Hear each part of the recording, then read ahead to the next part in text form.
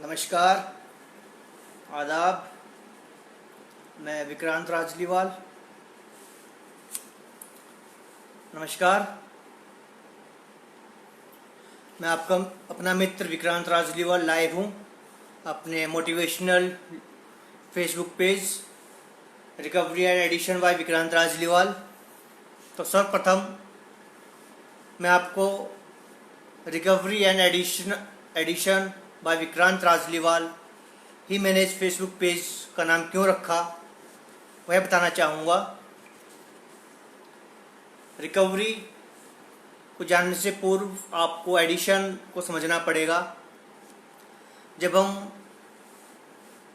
किसी व्यसन में होते हैं, व्यसन किसी प्रकार का हो सकता है, और उस व्यसन के दौरान जो हमारे अंदर अचेतना होती है और जिन मूल्यों को हम खो देते हैं, अपने जीवन के मूल्यवान मूल्यों को, जिसमें से फैमिली वैल्यू होती है, परिवार जनों से जो घनिष्ठता होती है उसे खो देते हैं, और जिस मान सम्मान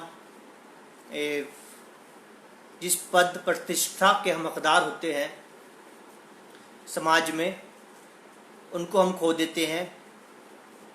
परंतु जैसे जैसे हम अपने अंदर सुधार के रास्ते पर चलते हैं, अपने अंदर एक सुधार लाने का एक प्रयत्न करते हैं, वैसे वैसे हम रिकवरी को प्राप्त करते आते हैं, और वही मान सम्मान जिसके हम हकदार हैं वो हमें प्राप्त होना प्रारंभ हो जाता है। और जिस व्यक्तित्व के साथ ईश्वर ने हमको उत्पन्न किया था वहाँ तक हम पहुँचना प्रारंभ कर देते हैं। इसीलिए रिकवरी एंड एडिशन से रिकवरी की तरफ, अर्थ यही है इस पेज का, एडिशन से रिकवरी की तरफ बाय विक्रांत राजलीवाल।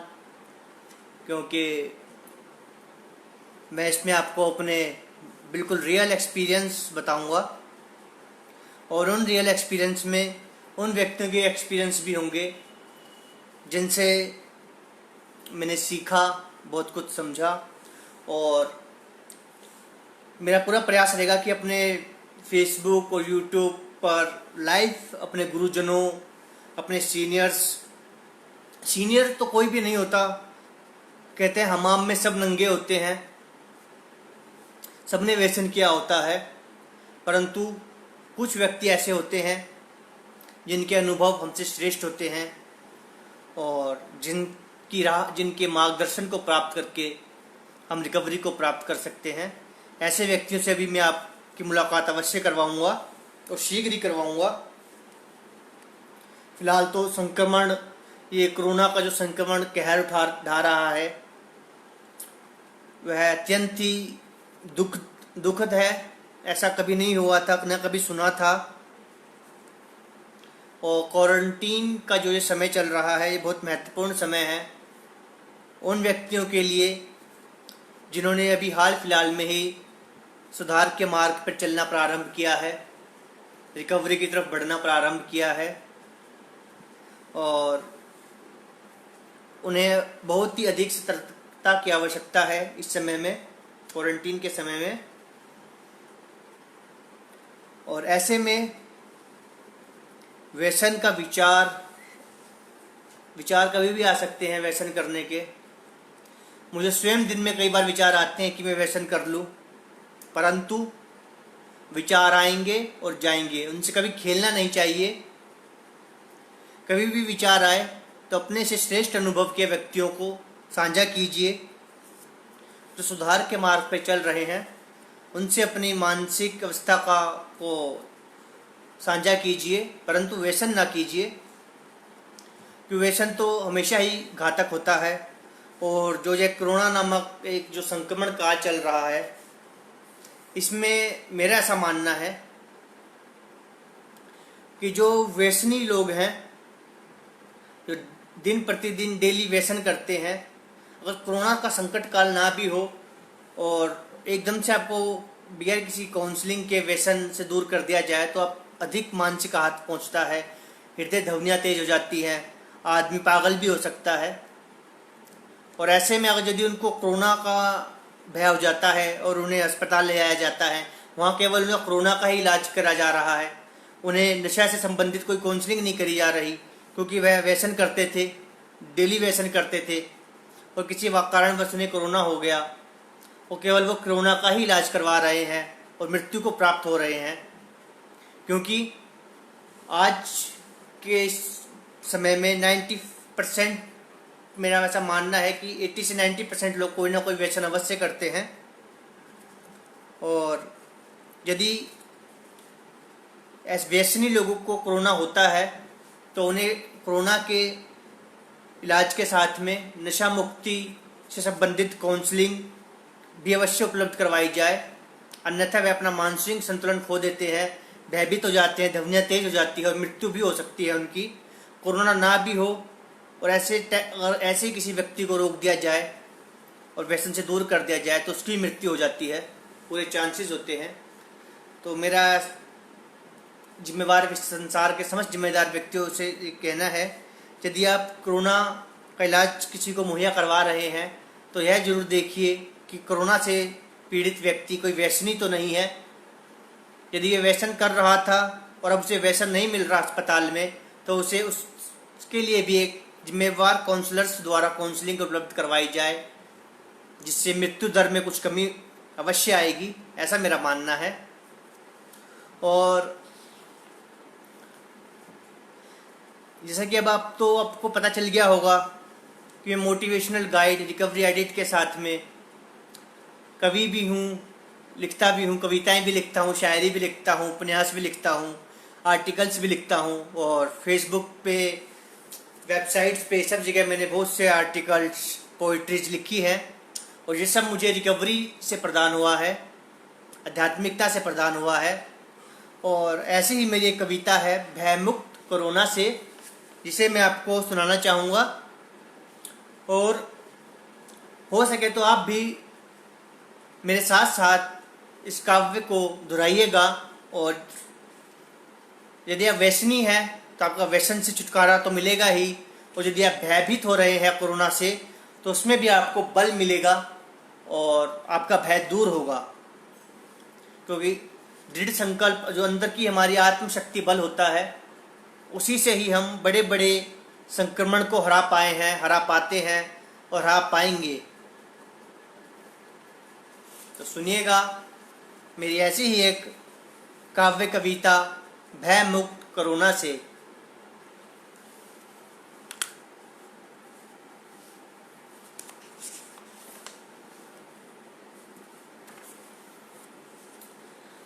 आओ करे पालन हम लॉकडाउन का, मात दे संक्रमण कोरोना को, पाए जीवन स्वस्थ हम अपना, पालन सावधानियों का हम करें। धोए हाथ बारंबार हम अपने, स्वस्थ रहें मस्त रहें, फिराए विजय पटाखा हम कोरोना पर, योग ध्यान परिणाम करें। जी हाँ, लॉकडाउन का पालन कीजिए और संक्रमण कोरोना को मात दीजिए, जीवन में स्वस्थ दिनचर्या को अपनाइए, योग ध्यान परिणाम कीजिए, जिससे हमारा आत्मबल मजबूत होता है। और आत्मबल से ही हम किसी भी संक्रमण को मात दे पाएंगे। और व्यसन तो भूलकर भी ना करिएगा, क्योंकि अन्यथा यह बहुत ही घातक सिद्ध हो सकता है।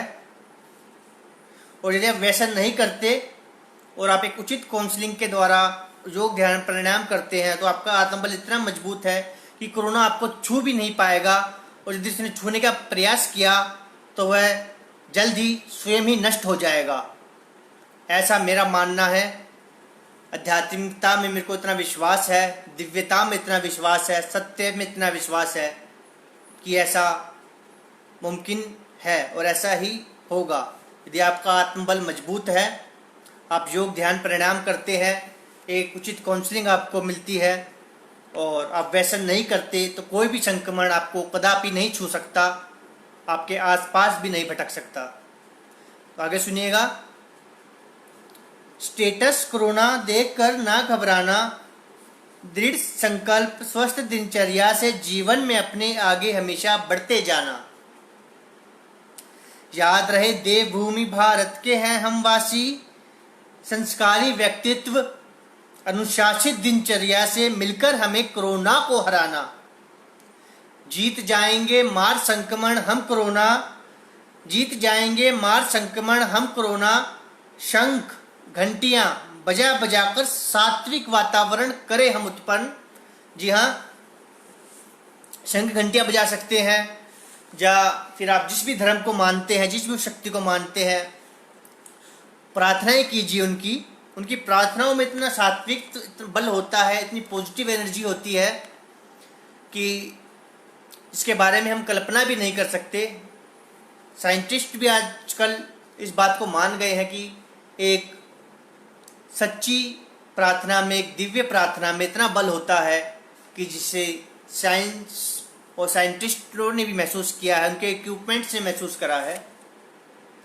तो वो बल एक दिव्य बल होता है जो हमेशा ही हमारी सहायता अवश्य करता है। केवल हिम्मत करनी होती है उन प्रार्थनाओं को सच्चे हृदय से पॉजिटिवली के साथ पढ़ने की। आगे सुनिएगा।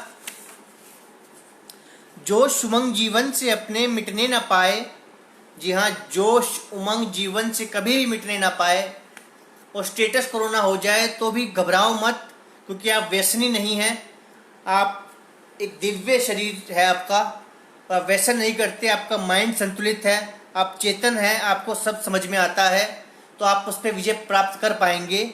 लेकिन यदि आप व्यसनी हैं, व्यसन करते हैं, तो आपको अधिक सावधानी बरतनी पड़ेगी, एक उचित काउंसलिंग की आवश्यकता पड़ेगी, तभी आपको कोरोना की दवाइयाँ काम करेंगी। अन्यथा वह व्यसन ऐसे ही नहीं छूट जाते। वो तड़प वो आपको भयभीत करेगी, हृदय धमनियाँ तेज करेंगी और आघात भी पहुंच सकता है। इसीलिए हो सके तो जल्द से जल्द व्यसनों से दूर हो जाइए और स्वास्थ्य दिनचर्या को अपनाइए। जोश उमंग जीवन से अपने मिटने न पाए, हरा कोरोना को हम स्वच्छता से आगे को बढ़ते जाए, नित्य दिन प्रतिदिन। जी हाँ, नित्य दिन प्रतिदिन हमें आगे बढ़ना है। और ईश्वर ने हमें यह मौका दिया है कि हम अपने आप को एक स्वच्छता में ढाल सके, एक दिव्यता में ढाल सके और ईश्वर के समान ही अपना व्यक्तित्व उज्ज्वल कर सकें। अन्यथा वैष्णी, व्यभिचारी और दुर्बल आत्मबल के व्यक्ति अधिक संकट में आ सकते हैं। परंतु यदि उन्हें भी एक अच्छी काउंसलिंग, एक उचित ज्ञान, प्रार्थनाओं की शक्ति, आत्मबल, योग, ध्यान, प्राणायाम मिले, तो वह भी एक स्वास्थ्य दिनचर्या में ढलते हुए स्वयं को सशक्त बना सकते हैं और बड़े से बड़े संक्रमण को मात दे सकते हैं। जी हाँ,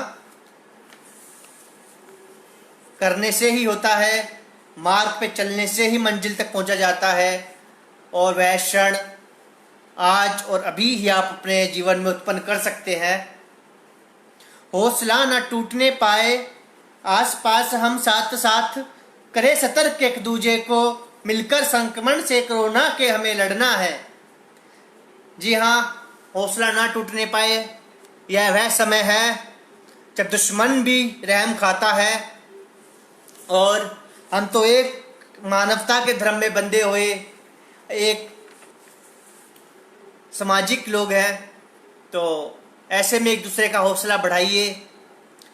भ्रम करने वाली खबरों, न्यूज़ से दूर रहिए और अपने जीवन में एक दिव्यता उत्पन्न कीजिए और खुद को सशक्त बनाइए। लोकतंत्र के रक्षकों पर हो विश्वास। जमाखोरी, मारामारी, भय के वातावरण से हमें बचना है। जी हाँ, ये लोकतंत्र के रक्षक कोई आसमान से नहीं उतरे, उन्हें हमने ही वहाँ बिठाया है उस कुर्सी पर अपने वोट्स के जरिए। इसीलिए उन पर विश्वास करना हमारा धर्म है। और यदि वह कुछ अनैतिक कार्य करते हैं तो इंटरनेट एक हथियार है, आप यहाँ अपने विचार साझा कर सकते हैं, सामाजिक संस्थाएं हैं। लेकिन अभी तक फिलहाल ऐसा कुछ नज़र नहीं आ रहा। इसीलिए लोकतंत्र के रक्षकों पर हो विश्वास और जमाखोरी ना करें। जितनी ज़रूरत है उतना ही लीजिए और प्रकृति को फलने फूलने का एक अवसर प्रदान कीजिए और भय के वातावरण से बच के रहिए। बचना है, स्वयं बचना है। कोई आपको भय के वातावरण से दूर नहीं करेगा, कोई आपका भय दूर नहीं करेगा। आपको स्वयं ही योग, ध्यान, प्राणायाम, अच्छी संगत, अच्छी खबरें, पॉजिटिव खबरों के साथ जुड़ना होगा और जीवन में पॉजिटिविटी को उत्पन्न करना होगा।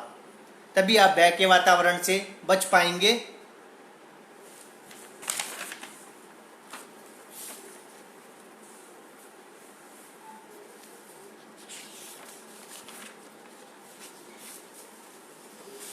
कोरोना एक ऐसा कहर बन के हमारे मानव जाति के ऊपर टूट रहा है, इसका व्याख्यान भी नहीं कर सकते। परंतु कोरोना कुछ नहीं है यदि आप में दृढ़ संकल्प है, आप व्यसन नहीं करते, कोई हानिकारक पदार्थ नहीं खाते, शुद्ध खाते हैं, शुद्ध रहते हैं, स्वच्छ रहते हैं, तो कोरोना धूल में मिलकर खुद ही समाप्त हो जाएगा। उसे फलने फूलने का अवसर प्रदान ना कीजिए, व्यसन ना कीजिए, व्यायाम कीजिए, पॉजिटिविटी के साथ जुड़िए और जीवन को एक नई दिशा प्रदान कीजिए। और जिस भी व्यक्ति के बात आपको पॉजिटिवली से समझ में आती है उसके साथ जुड़िए। नकारात्मक चीज़ों में आनंद को ना ढूंढिए, सकारात्मक चीज़ों के साथ जुड़िए जो आपको दिव्यता की ओर ले जाएं। तो ऐसे ही एक मैंने गज़ल लिखी है, वो भी कोरोना से भय से मुक्त करने के लिए है और एक पॉजिटिव एनर्जी उत्पन्न करने के लिए मैंने यह गज़ल लिखी थी। यह भी सुनाना चाहूँगा क्योंकि आज के टाइम में कोई मोटिवेशनल चीज़ है तो वो वही है जो आपको कोरोना के भय से मुक्त कर सके, आपके जीवन में एनर्जी उत्पन्न कर सके, आपके अंदर जोश उमंग पैदा कर सके और जीवन में एक ऐसी दिशा प्रदान कर सके जो आपको सुख समृद्धि प्रदान करते हुए एक अनंत स्वास्थ्य की प्राप्ति हो सके, आत्म शांति की प्राप्त हो सके। तो सुनिएगा। मैं हूँ आपका अपना मित्र विक्रांत राजलीवाल। मैं कोई बहुत अच्छा स्पीकर तो नहीं हूँ, ना ही बहुत अच्छा कोई ट्रेनर हूँ, परंतु जो भी मैंने सीखा है, जो भी मैंने समझा है, वही मैं आपसे बता रहा हूँ। इनमें कुछ अनुभव मेरे हैं, कुछ मेरे गुरुजनों के हैं, कुछ आध्यात्मिकता से जाना है और ये वो अनुभव हैं जो अपनी कसौटी पर हमेशा खरे उतरे हैं और रिकवरी को प्राप्त हुए हैं। तो सुनिएगा। रहे महफूज ये दुनिया गज़ल। पहले एक शेर सुनाना चाहूँगा। डर जाता है हर शख्स सुनते ही आजकल नाम कोरोना, दिखता अक्स मौत का है खतरनाक बहुत ये कोरोना। आगे सुनिएगा। रहे महफूज ये दुनिया, घरों में रोक लो दुनिया, बचा लो खुद को कोरोना से, रहे आबाद ये दुनिया। घिर आई घटा है जो जहरीली जहरीली, दम घोट देगी वो, धड़कने रोक देगी वो, होकर दूर दुनिया से बचा लो ये दुनिया। वो खुली हवा, वो आज़ादी जल्द ही लौट आएगी, देखना एक रोज़ जीत जाएगी ये रुकी हुई दुनिया। यकीन खुद पर रहे कायम, हंसी मुस्कुराहट से होगी रोशन, हरा कोरोना को ये हसीन दुनिया। ये कैसी हो चली दुनिया, संक्रमण से कोरोना के अब डरने लगी ये दुनिया। सांस लेते कहीं जाते छूने से भी देखो अब डरने लगी ये दुनिया। ये कैसी अनहोनी आ गई, यह सोच सोच अब मरने लगी ये दुनिया, कहीं भूखे मरते गरीब, कहीं जान खतरे में, कहीं दूर अपनों से फंसी हुई ये दुनिया। ये दुनिया है जो ये दुनिया, हर संक्रमण को देखना जी जाएगी ये दुनिया। एहसास मोहब्बत का रहे कायम हमेशा, साथ अपनों से महक जाएगी ये दुनिया। जी हाँ, साथ अपनों से यह दुनिया महक जाएगी और एहसास मोहब्बत का अपने दिल से मिटने ना पाए। स्वच्छता को अपनाए, व्यसनों से दूर रहे और अपने आत्मबल को मजबूत कीजिए। तो यदि आप कोई हानिकारक वस्तु पदार्थ का सेवन करते हैं तो आपसे यह उम्मीद नहीं करी जा सकती कि आपका आत्मबल मजबूत होगा और आप इस संक्रमण को मात दे पाएंगे। परंतु यदि आप शुद्ध हैं, पवित्र हैं, कोई व्यसन नहीं करते, तो आप में ऑटोमेटिकली ऐसी शक्ति उत्पन्न हो जाती है जो आपको तो इन चीज़ों से दूर रखती ही है। आपके आसपास में भी ऐसा वातावरण स्वयं ही उत्पन्न हो जाता है कि यदि कोई व्यसनी भी है तो वह भी बच जाता है, उसमें भी वह इच्छा शक्ति उत्पन्न हो जाती है। और वही इच्छा शक्ति हमें उत्पन्न करनी है, वही चेतना हमें जागृत करनी है। दुनिया ने बड़े बड़े संक्रमण से को हरा कर आज तक ये दुनिया जीतती आई है, क्योंकि उस समय में आज के समय के समान इतने हानिकारक व्यसन नहीं हुआ करते थे, ऐसे ड्रग्स नहीं होते थे जो इंसान को तोड़ के रख देते हैं। आजकल तो हम जिन दवाइयों का सेवन करते हैं उनमें भी ड्रग्स होती हैं, जिन सब्जियों को खाते हैं उनमें भी वो इंजेक्शन्स वगैरह लगा के ड्रग्स के होते हैं। ऊपर से आप मोल खरीद के स्वयं हानिकारक पदार्थ लेके ड्रग्स या व्यसन करते हैं तो बहुत ही खतरनाक स्थिति हो जाती है। तो कम से कम स्वयं तो आप व्यसन अपनी तरफ से ना करें और शुद्ध रहिए, स्वच्छ रहिए, पॉजिटिव रहिए।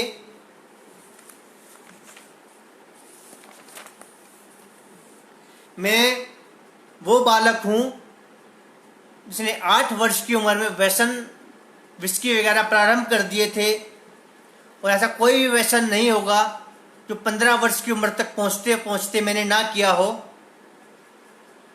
और 15.5-16 वर्ष की उम्र में मैं समझ गया था कि यदि ऐसा ही चलता रहा तो मैं मृत्यु को प्राप्त हो जाऊंगा। और मैंने अपने श्रेष्ठ जनों को अपनी मानसिक स्थिति को शेयर किया, क्योंकि मैं बालक था उस समय, मुझे नहीं पता था। मैं बहुत ही उस वक़्त दुविधाओं से घिरा हुआ था, परंतु मैंने अपने से श्रेष्ठ जनों को शेयर करी, साझा करी बातें अपने परिवार के सदस्यों को, अपने पिताजी को। और आज मुझे 13 वर्ष हो गए हैं, 13 वर्ष से अधिक। 2003 से मैं आध्यात्मिक कार्यक्रम से जुड़ गया था और वर्ष 2000 में मैंने अपनी बात को शेयर करी थी। और इतने वर्षों के अनुभवों के दौरान मैं कई बार गिरा, उठा, संभला और आज आपके समक्ष एक स्वस्थ जीवन जी रहा हूँ। और अभी तक मैं रिहैबिलिटेशंस के थ्रू और रिहैबिलिटेशन से अलग न जाने कितने व्यक्तियों को आध्यात्मिक कार्यक्रम का संदेश, काउंसलिंग कर चुका हूँ, सेशंस कर चुका हूँ। और बहुत से व्यक्तियों ने तुरंत ही अपनी प्रतिक्रिया मुझे प्रदान करी है। उनके जीवन में एक पॉजिटिव एनर्जी तुरंत ही उत्पन्न होते हुए मैंने स्वयं देखा है। आज दिल्ली में रिहैबिलिटेशंस नहीं है, सब दिल्ली से बाहर है, परंतु इंटरनेट है। मैं इंटरनेट के माध्यम द्वारा इन 3 वर्षों के दौरान बहुत से मैंने आर्टिकल्स लिखे, काव्य कविताएं लिखी हैं अध्यात्म के ऊपर। जल्द ही मैं अपना एक इनपुट सेशन, एक मोटिवेशनल लाइव सेशन आप प्रारंभ करूंगा अपने इसी फेसबुक पेज पर।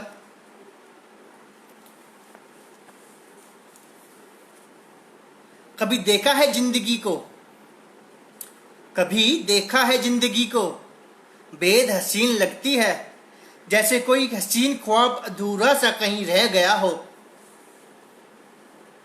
ये जो जिंदगी है ना, ये जो जिंदगी है ना, कठपुतली है। यहाँ हर एक रिश्ता दूसरे को खींच कर नचा देता है। थोड़ी सी भी ढील छोड़ो तभी कोई खींच कर डोर जिंदगी की काट देता है। सतर्क रहना अत्यंत आवश्यक है। सावधानी हटी दुर्घटना घटी। जैसे ही आप असावधान हो और आपके जीवन में व्यसन प्रवेश कर जाता है, और कब आपके जीवन में व्यसन प्रवेश कर जाएगा असावधान होते ही, और कब आप पुनः अपनी उसी जिंदगी पर पुनः लौट आएंगे, आपको स्वयं भी पता नहीं चल पाएगा। इसीलिए सतर्क रहिए। और पहला कश, पहला पैक ही जानलेवा होता है, उससे बचना है। विचार आएंगे आपको, 1000 बार विचार आते हैं, सबको आते हैं, परंतु अपना जीवन देखिए, शेयर कीजिए, अपने श्रेष्ठ व्यक्तियों को बताइए, अपनी मानसिक स्थिति बताइए, और आपको अवश्य समाधान मिलेगा। इंटरनेट है, इंटरनेट पे आप शेयर कर सकते हैं।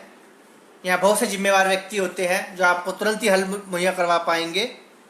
इंटरनेट ये एक बहुत बड़ा हथियार है इंटरनेट आज के समय में, और इसकी शक्ति को जिसने जान लिया है वो समझ गया है कि इंटरनेट क्या है। आज एक आम आदमी भी देश के प्रधानमंत्री के साथ डायरेक्ट वार्तालाप करता है, कमेंट करता है, जुड़ जाता है। यह है इंटरनेट। उसको शायद आज ही बहुत यकीन है खुद पर, नहीं तो क्या कब का बीच राह से लौट न गया होता। असर रूह का उसके यकीनन रुमानियत भरा ही होगा। हर अल्फाज भी तो उसके मदहोश से कर देते हैं हमें कि आज भी इम्तिहान बेदर्दी से उसके एहसासों का इम्तिहान आज भी जो लेते हैं। और वो है कि हमें फिर भी अपना महबूब कहता है। शायद उसे आज भी इंतज़ार है किसी की मोहब्बत का, वरना तो कौन हम जैसे संग दिलों पर बहा का रश्क अपने जाया करता है। हवाओं के रुक जाने से सांसें रुक सकती है, मगर जो वो रुक जाए तो जिंदगी सी रुक जाती है। वो खुदा तो नहीं, फकत कई मासूमों को एक ख्वाब जिंदगी को जीने के लिए दे जरूर सकता है। यह वो नहीं, उसका रूहानी को एक एहसास बोलता है, उसका दिलों को जीत लेने का एक हुनर कोई दिलकश बोलता है।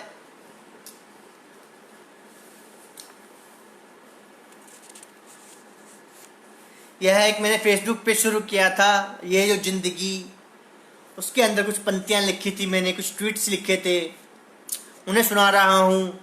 ये जिंदगी है, जिंदगी जीने का नाम है।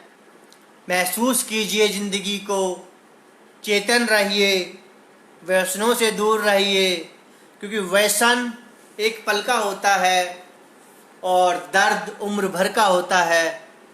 इस बात को समझने का प्रयास करें और इस सुधार के मार्ग पर चलने की हिम्मत दिखाइए, क्योंकि सुधार के मार्ग पर हो सकता है प्रारंभ में आपको कुछ दर्द अवश्य मिले, परंतु उस पे चलते हुए आप एक अनंत आत्म शांति का अनुभव अवश्य कर पाएंगे, ऐसा मेरा मानना है।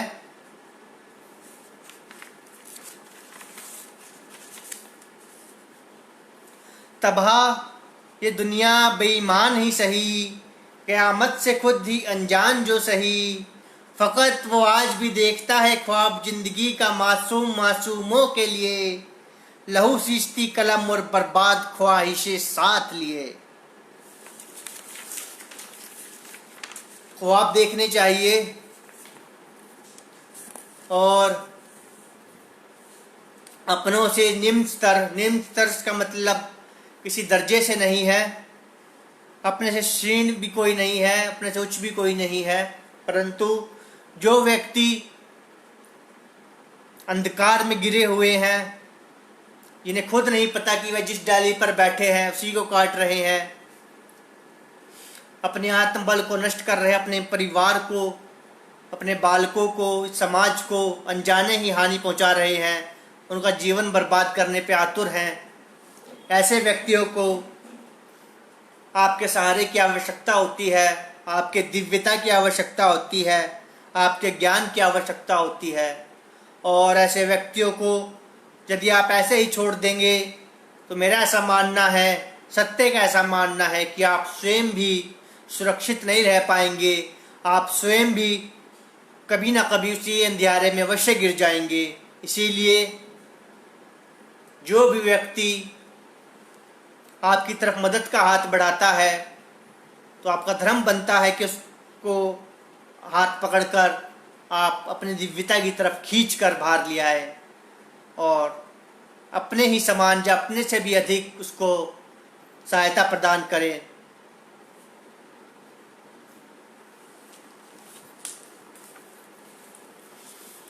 इन्हीं भावों से प्रेरित होकर मैंने एक पुस्तक लिखी थी जब मैं आईएएस की तैयारी कर रहा था।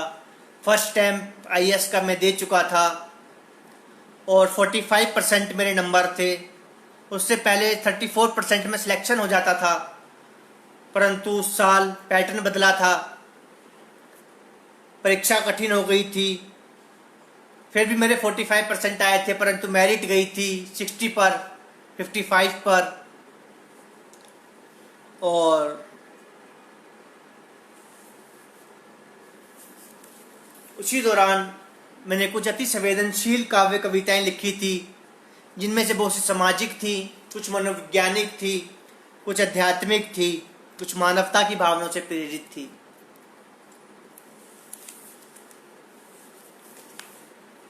तो जो व्यक्ति आज भी व्यसन कर रहे हैं उनको एक राहत दिखाने के लिए, आत्म शांति प्रदान करने के लिए मैंने एक रचना लिखी है।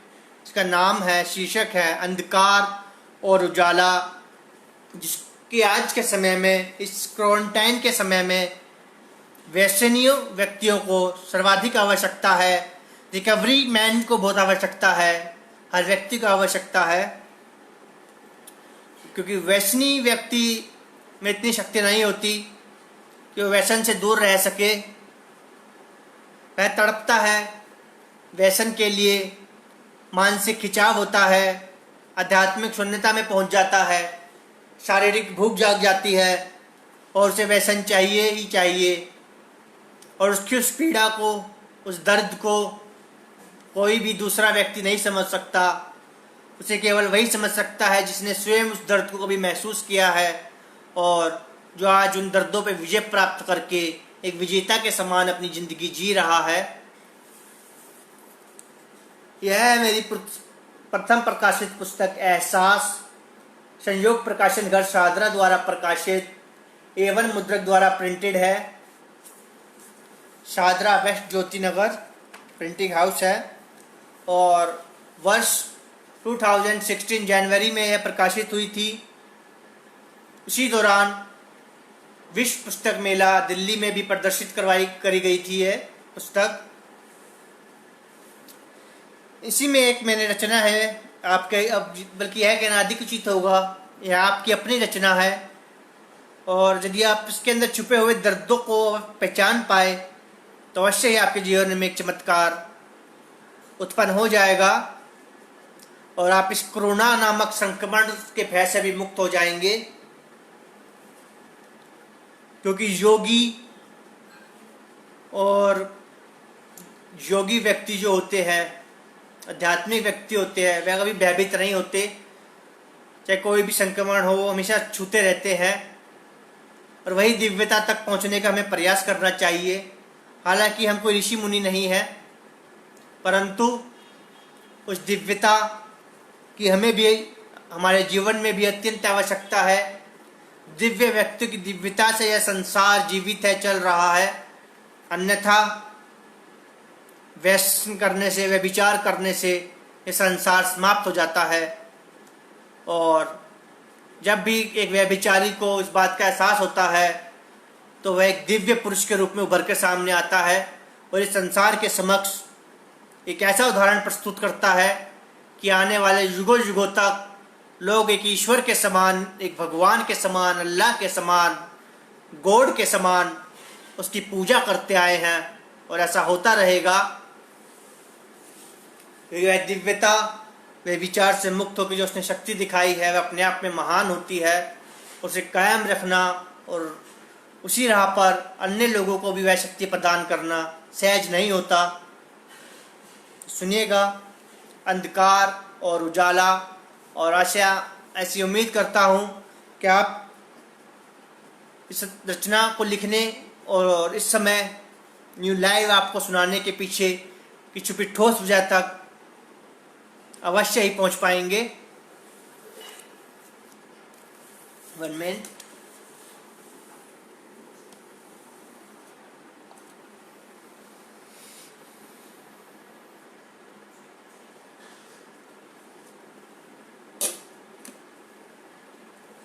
तो ये रचना है अंधकार और उजाला। इसमें मैंने एक व्यसनी व्यक्ति के जीवन को दर्शाने का प्रयत्न करा है। उसके जीवन में छुपे दर्द, उसके क्या मनोभाव होते हैं, क्या उसके अंदर इच्छाएं होती हैं और वो क्या महसूस करता है। संक्षेप में वहाँ तक पहुँचने का आपको प्रयास करा है। और इसको किसी भी नेगेटिव वे में लेने की कोशिश ना कीजिए, क्योंकि नेगेटिव लेने से आपके जीवन का ह्रास हो सकता है। तो सुनिएगा। है इंतजार,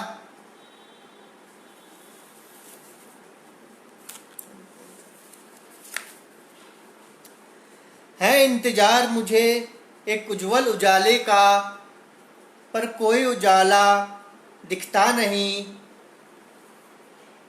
है इंतजार मुझे एक उज्जवल उजाले का, पर अब कोई उजाला दिखता नहीं।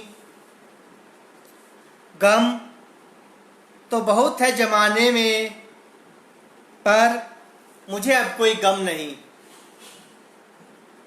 एक हाथ में थामे हुए हूँ मैं बोतल शराब की, अब इस जमाने में मुझे दूसरा कोई काम नहीं। ना दे आवाज़ तू मुझे मेरे नाम से ऐ साखी, अब पीने के बाद मेरा कोई नाम नहीं। जब रात बीत जाएगी और छट जाएगा अंधकार, तब मैं पीना छोड़ दूंगा। जब हर घाव भर जाएगा तब मैं पीना छोड़ दूंगा। अब तो इंतजार रहता है किसी अपने का, जब वो दिख जाएगा तब मैं जीना छोड़ दूंगा। गमों के घूंट पीते पीते मैं पीना सीख गया। सोचा था मिट जाएंगे हर गम और छूट जाएगा अंधकार। सिल जाएंगे सब खुले घाव और लग जाएगी मरहम। पर ए साखी इस शराब की तासीर निराली है, जितना पीता हूँ मैं इसे यह रात उतनी ही काली है। गम का अंधकार तो न छट पाया, घाव है जो उन्हें और भी गहरा पाया। गम भरी रात और भी काली क्यों नजर आती है, अपने घावों की गहराई और भी गहरी क्यों नजर आती है। पीने वालों से यह मत पूछो कि वो क्यों पीते हैं। अक्सर वे मौत के साए में जिंदगी को जीते हैं। मैं तो कब का मर चुका हूँ ऐ दोस्त, अब तो जिंदा होने के लिए पीता हूँ ऐ दोस्त। आजकल नहीं मिलता है कोई सहारा मुझे, अब तो गमों ने ही पाला है मुझे। बनाने वाले ने क्या चीज बनाई है शराब, इसको पीने के बाद नहीं लगता कोई खराब। तो क्यों ना पीऊं मैं भर भर के प्याले इस शराब के, जब हर किसी अपने ने डाले है शूल मेरे सीने में नफरत और मक्कारी के भाव के। ऐ दोस्त शराब पीने में अब मुझे कोई खराबी क्यों नजर नहीं आती। अपनी बर्बादी की अब मुझे कोई निशानी क्यों नजर नहीं आती? क्यों कहते हैं लोग कि पीना गलत है, क्यों कहते हैं लोग कि पिलाना गलत है? अजी इसी पीने और पिलाने से ही तो सीखा है कईयों ने गमों के साए में भी खुशी से जीना। हर दर्द की यही तो एक दवा नजर आती है। घाव तो कई है इस जमाने में मगर हर घाव की दवा यही नजर आती है। क्या गम है जो हो गया मैं बर्बाद, नहीं दिया किसी अपने ने मेरा साथ। ऐ मेरे साकी अब तू ही बता कि क्यों ना पीऊं मैं यह शराब, तो क्यों ना पीऊं मैं यह शराब। ना घर है मेरा ना कोई परिवार, जहाँ भी जाता हूँ वहीं हो जाता है तिरस्कार। ऐसा एहसास होता है मुझे इस शराब ने ही मुझे बचाया है। जो टूट गए थे दिल के तार उन्हें इसने जोड़ डाला है। अब तो बस यही चाहत है बाकी, साथ रहे मेरा साकी कि अभी बोतल में और शराब है बाकी। जीवन में अपना तो कोई रहा नहीं बाकी, देख कर किनारा सागर में अब यूं मुड़ना ना रहा बाकी। लगा है घाव जो सीने पर किया अब उसका भरना ना रहा बाकी। कोई कहता है जब मुझे शराबी तो फूल जाता है मेरा सीना, इसी शराब के सहारे तो सीखा है मैंने जीना। लोग कहते हैं शराबी के सीने में कोई एहसास नहीं, मैं कहता हूँ कि इसके सीने में भी दिल है, कोई पत्थर नहीं, कोई पत्थर नहीं। शराबी को जमाने में लोग क्या समझते हैं, शराबी को इस बात का कोई गम नहीं, कोई गम नहीं। वो तो वर्षों पहले मर चुका है दोस्त, अब जीवन जीने का उसका मन नहीं, अब जीवन को जीने का उसका मन नहीं। जी हाँ, वह वर्षों पहले ही मर चुका है, उसे एहसास नहीं है कि वह क्या कर रहा है, वह किस राह पर चल रहा है। उसे भी आवश्यकता है किसी के सहारे की जो उसको भी जीवित कर सके, थाम के उसका हाथ खींचकर उसको उस अंधियारे से बाहर लाकर दिव्यता में खड़ा कर सके। और इसी के लिए मैंने यह फेसबुक पेज बनाया है, recovery and addiction by Vikrant Rajliwal. और यहाँ आपको नशा मुक्ति, जीवन सुधार एवं बाल विकास सुधार से संबंधित हर दुविधाओं का समाधान निःशुल्क प्राप्त करवाया जाएगा। और जल्द ही मैं अब बहुत ही श्रेष्ठ गुरुजनों के साथ आपकी मुलाकात भी अवश्य करवाने का एक प्रयास करूंगा, जो जिन्हें 30-30 साल हो गए हैं सुधार के मार्ग पर चलते हुए, परंतु फिलहाल क्वारंटाइन का समय है, संक्रमण कोरोना से बचने का समय है और व्यसनों से दूर रहकर ही आप इन चीज़ों से बच पाएंगे। कि व्यसन तो आपको वैसे ही खत्म कर किए जा रहे हैं। और जब आप एक अच्छी संगत में आते हैं, अच्छे लोगों के साथ बैठते हैं, तो आपके अंदर भी वह दिव्यता स्वयं उत्पन्न हो जाती है और एक जीवन संचार अब सहज ही आपके जीवन में उत्पन्न हो जाता है। इसी एक पॉजिटिविटी के साथ मैं आज के इस लाइव सेशन का समापन करना चाहूँगा। मैं यानी कि आपका अपना विक्रांत राजलीवाल वर्ष 2003 से आध्यात्मिक कार्यक्रम से जुड़ा हुआ हूँ। आध्यात्मिक कार्यक्रम के जो श्रेष्ठ गुरुजन हैं उनके सानिध्य से जुड़ा हुआ हूँ, उनसे सीखता रहा हूँ, सीखता आ रहा हूँ, आज भी उनके टच में हूँ और जल्द ही आपको भी उनसे मुलाकात करवाऊँगा और जिससे आपको भी जीवन में एक सकारात्मक परिवर्तन उत्पन्न हो सके, आप उनसे भी कुछ सीख सके। परंतु कोशिश आपको स्वयं करनी होगी।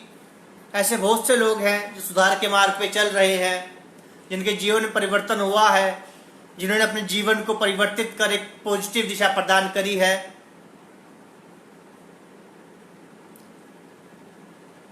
तो आप, यदि मैं कर सकता हूं तो आप भी कर सकते हैं। इसी एक पॉजिटिव वाक्य के साथ आज्ञा दीजिए अपने मित्र विक्रांत राजलीवाल को, और जल्द ही मैं अपनी सैकड़ों रचनाओं, गज़ल, पोइट्रीज को, काव्य कविताओं को, अपने प्रथम प्रकाशित ऑनलाइन उपन्यास भोंडा और बहुत से आध्यात्मिक मनोवैज्ञानिक आर्टिकल्स के साथ अपने आप प्रकाशित उपन्यासों को एक पुस्तक के रूप में आप तक, आपकी जिम्मेवार हाथों तक अवश्य पहुंचाने का प्रयास करूंगा। उसके लिए मुझे आपका प्रेम, और केवल आपका प्रेम चाहिए, आपका आशीर्वाद चाहिए। तो आज्ञा दीजिए। नमस्कार।